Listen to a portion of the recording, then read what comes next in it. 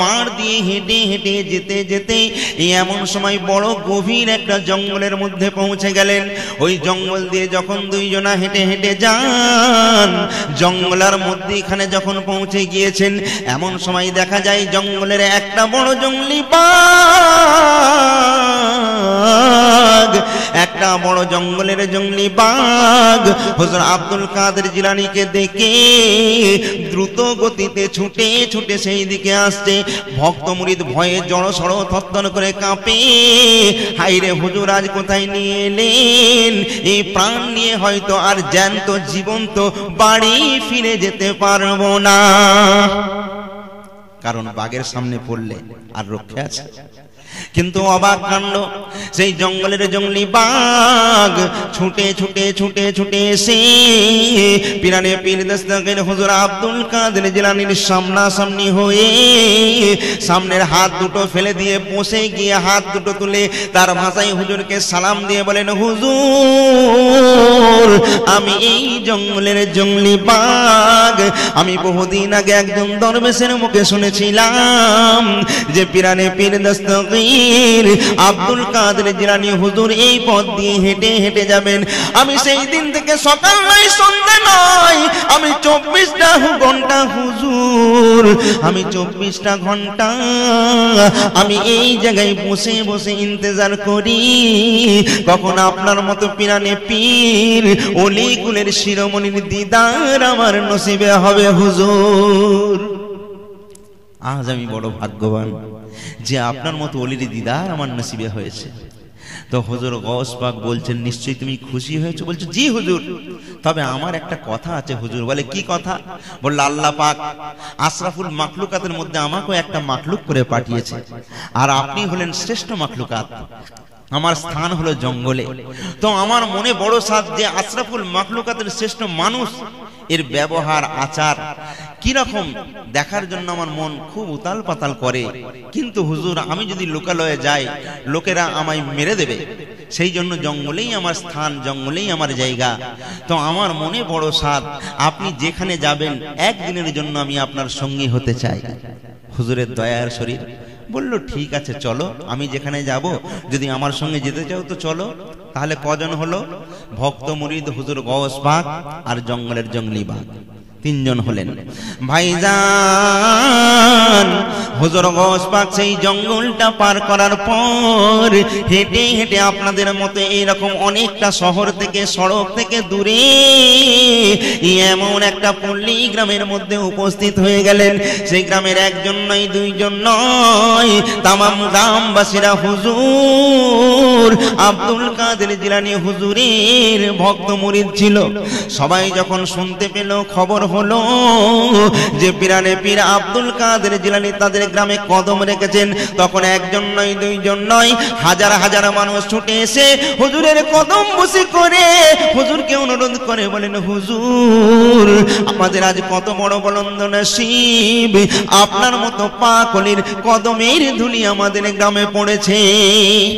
একজন বলে, হুজুর দয়া করে আপনি আমার বাড়ি দাওয়াত গ্রহণ করুন, আমার বাড়ি চলুন হুজুর, আমার বাড়ি চলুন। আর একজন বলে, না না হুজুর আপনি আমার বাড়ি চলুন। আর একজন বলেন, হুজুর আমার 5তলা বিল্ডিং, আমার খাওয়া পড়ার কোনো অসুবিধা নাই হুজুর, আপনার কোনো দিকের ত্রুটি হবে না হুজুর, দয়া করে আপনি আমার বাড়ি চলুন।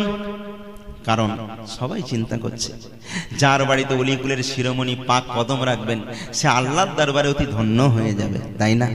তো হুজুর সবার কথা শুনে বলছে, শোনো বাপ, তোমরা সবাই চাচ্ছ আমায় দাওয়াত করে নিয়ে যাবে, শোনো আমরা দুজন মানুষ আছি, আমাদের নিয়ে গিয়ে মুরগির বিরিয়ানি পোলাও খুরমা করে খাওয়াবে, কিন্তু আমার সঙ্গে আছে জঙ্গলের জঙ্গলি বাঘ, এ ভাত খায় না, এ খায় টাটকা মানুষের মাংস। তো আমি তার বাড়িতে দাওয়াত গ্রহণ করব যে আমার বাঘকে টাটকা মানুষের মাংস দিতে পারবে। বুঝতে পেরেছেন? সব মুরিদরা বলে, বাবা চাচা নিজের জান বাঁচা, দরকার নেই এমন পীর সাহেবকে দাওয়াত করে। আরে বাবা কার বাড়িতে মানুষ আছে যে দেবে? হুজুর একটু ঘুরে দেখছেন যে পুরো ময়দান সাফ, কেউ নেই। সবাই যখন শুনলো যে হুজুরের সঙ্গে জঙ্গলের জঙ্গলি বাঘ আছে আর বাঘ মানুষ খায়, তোর পীর সাহেবকে দাওয়াত দিয়ে দরকার নেই বাবা, সব কেটে পড়েছে। হুজুর নিরাশ হয়ে আবার একটা গ্রামে গেলেন। সেই গ্রামবাসীরাও সবাই ছুটে এলো। যখন শুনলো হুজুরের সঙ্গে জঙ্গলের জঙ্গলি বাঘ আছে, মানুষ খেকো বাঘ, তো সবাই কেটে পড়েছে। ভাইজান এবার হুজুর ভক্ত মুরিদকে সঙ্গে নিয়ে হেঁটে হেঁটে নিরাশ হয়ে ফিরে যাচ্ছেন। মাঠের ওপর দিয়ে হেঁটে হেঁটে যাচ্ছেন। অনেকটা দূর যাবার পর দেখেন সেই মাঠের মধ্যে একজন গরিব চাষা লাঙল করছিল। সে যখন দেখতে পেল তার পীর মুর্শিদ পিরানে পীর দস্তগীর আব্দুল কাদের জিলানী সেই পথ দিয়ে হেঁটে হেঁটে যাচ্ছেন, তাড়াতাড়ি ভক্ত মুরিদরা এসে হুজুরের কদম দুটো চুমে নিয়ে কেঁদে কেঁদে বলেন, হুজুর আমি আপনার আদনা গুলাম, আদনা মুরিদ হুজুর। এমন আমার টাকা পয়সা নাই যে খাস করে আপনাকে আমার বাড়িতে দাওয়াত করে এনে একদিনের জন্য মেহমানদারি করব হুজুর। এই এমন আল্লাহ আমার ক্ষমতা দেয়নি, কিন্তু আজকে আমার বড় বলন্দ নসিব, আপনি আমার বাড়ির সামনে দিয়ে হেঁটে হেঁটে যাচ্ছেন হুজুর, দয়া করে যাবেন না, যাবেন না, এই অধমের বাড়িতে একটু পাক কদমের ধুলি দিন।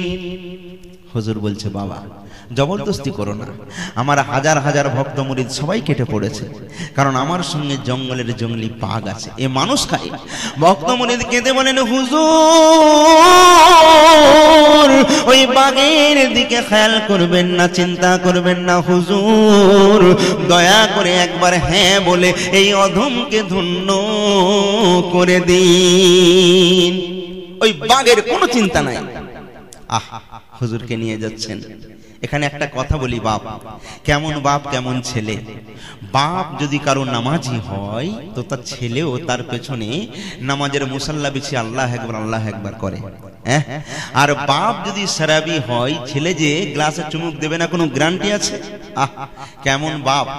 আল্লাহ হযরত ইব্রাহিম আলাইহিস সালামকে স্বপ্নে বলেন, এই ইব্রাহিম তোমার প্রাণের থেকে প্রিয় জিনিস তুমি কুরবানি করো। বলুন, আঙ্গুর বাগান, উট, কত কি কুরবানি করেছে, এটা আপনারা উলামাদের মুখে শুনেছেন। কিন্তু আল্লাহ বলেন, ওতে আমি খুশি নই, তোমার প্রাণের থেকে প্রিয় সেটা কে? সেটা হলো হযরত ইসমাইল।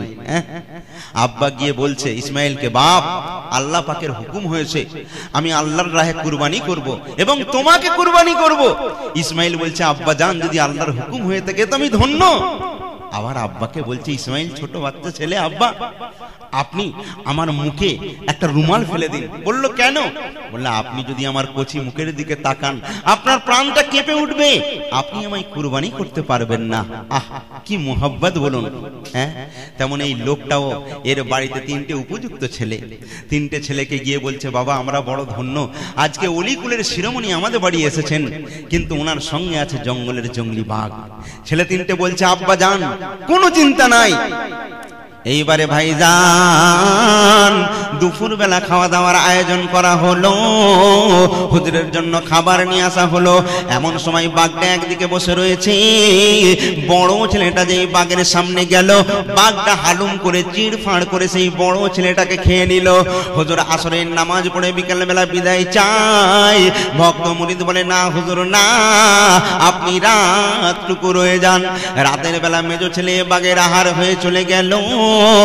সকালবেলা হুজুর ফজরের নামাজ পড়ে বিদায় চাইছেন। সেই ভক্ত মুরিদ বলে, হুজুর নাস্তাটা করে যান। নাস্তার সময় ছোট ছেলেটা বাঘের আহার হয়ে চলে গেল। সকাল 8টা-9টা বেজে গিয়েছে।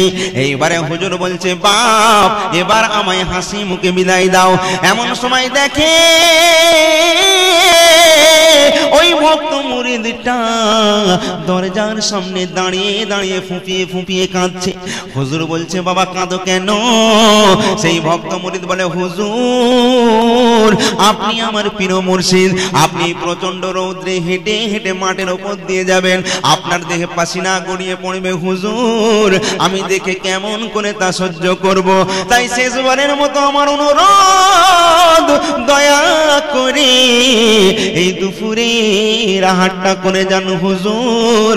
বিকেল বেলা আপনি ঠান্ডার ওয়েদারে হেঁটে হেঁটে যাবেন, আমি আর কোনদিন আপনাকে অনুরোধ করব না হুজুর, দুপুরের আহারটা দয়া করে শুধু করে যান। হুজুর বলছে, বাবা তুমি তো সমস্যাই ফেললে, আমাকে রাখলে তো বিপদ। তোমার 3টে ছেলে ছিল, 3টেই বাঘে খেয়ে নিয়েছে, আবার দুপুরবেলা আমায় যখন খাওয়াবে বাঘে কি উপোস রাখবে? সেই ভক্ত মুরিদ বলে, হুজুর ওই বাঘের কথা মিছামিছি চিন্তা কেন করছেন? দয়া করে শেষবারের মতো অনুরোধটি রাখুন হুজুর। হুজুর আগাতে পারলেন না, বলল ঠিক আছে তাই হবে। এইবারে ওই লোকটি বাড়ির ভেতরে গিয়ে বেগমকে ডেকে বলে, ও আমার বেগম শোনো শোনো, আমার হুজুরকে আমি অনেক কষ্টে রাজি করিয়েছি, তুমি এক কাজ করো, আমি সমস্ত রান্না বান্নার আয়োজন করে দিলাম, তুমি শুধু সুন্দর করে রান্না বান্না করে আমার হুজুরের খাওয়ান দাওয়ান করবে। বেগম কেঁদে বলে, স্বামী এমন কথা বলবেন না স্বামী গো, ওই নারী দুনিয়ার জমিনে বড় ভাগ্যবান। কোন নারী? যে নারী দুনিয়ায় তার স্বামী থাকতে থাকতে দুনিয়া থেকে বিদায় নিয়ে চলে যেতে পারে, ওই নারী বড় ভাগ্যবান। সেই নারী যখন মারা যায়, তার স্বামী যদি ওই জানাজায় দাঁড়িয়ে আল্লাহর কাছে হাত দুটো চলে যদি চোখের দুপটা পানি যদি ঝরিয়ে বলে, আল্লাহ আমার বিবির সমস্ত গুনাহকে মাফ করে দাও, আল্লাহ তাআলা স্বামীর ওই দোয়ার বদলায় তার বিবির জন্য নাজাতের জারিয়া করে দেয়। স্বামী আপনার কদম তলে আমার জান্নাত, আমি থাকতে আপনি বাঘের আহার হয়ে যাবেন না, না আমি বরং বাঘের আহার হয়ে যাব। স্বামী বলে, না না আমি যা বলছি তাই শোনো, আমি বরং বাঘের আহার হয়ে যাব। বেগম বলে না, স্বামী বলে না, স্বামী বলে আমি যাব, আর বেগম বলে আমি যাব। এই নিয়ে তর্কাতর্কি চলছে। আমার হুজুর গৌস পাক আব্দুল কাদের জিলানী দাঁড়িয়ে দাঁড়িয়ে দৃশ্যগুলো দেখে ভক্ত মুরিদকে ডেকে বলছেন, আমার মুরিদ আমি আব্দুল কাদের জিলানী, আমি তোমার উপরে অতি সন্তুষ্ট হয়ে গিয়েছি, আর আমি যখন তোমার উপর সন্তুষ্ট হয়ে গিয়েছি, নিশ্চয়ই আমার হাবিবুল্লাহ সন্তুষ্ট হয়ে গিয়েছেন। আর আমার হাবিবুল্লাহ সন্তুষ্ট হওয়া মানে আমার রব্বুল আলামিন আল্লাহ পর্যন্ত সন্তুষ্ট হয়ে গিয়েছেন।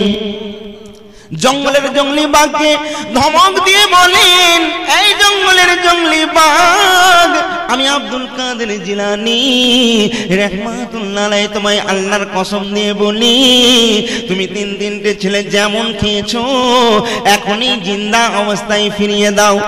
আল্লাহ পাকের হুকুম হলো, ওই বাঘটা হেঁচকে তুললো, একটা একটা করে 3টে ছেলে জিন্দা অবস্থায় আবার ফিরে এলো। হুজুর গৌস পাক এইবারে ওই ভক্ত মুরিদকে বলছেন, বাপ তুমি আমায় বলেছিলে হুজুর আপনার জলসায় হাজার হাজার লোক হওয়া প্রয়োজন, গুটি কয় লোককে নিয়ে জলসা করলেন, আমি কেন করেছিলাম বাপ জানো? এই দেখলে না আমার হাজার হাজার মুরিদ, কিন্তু সচ্চা মুরিদ কেউ ছিল না।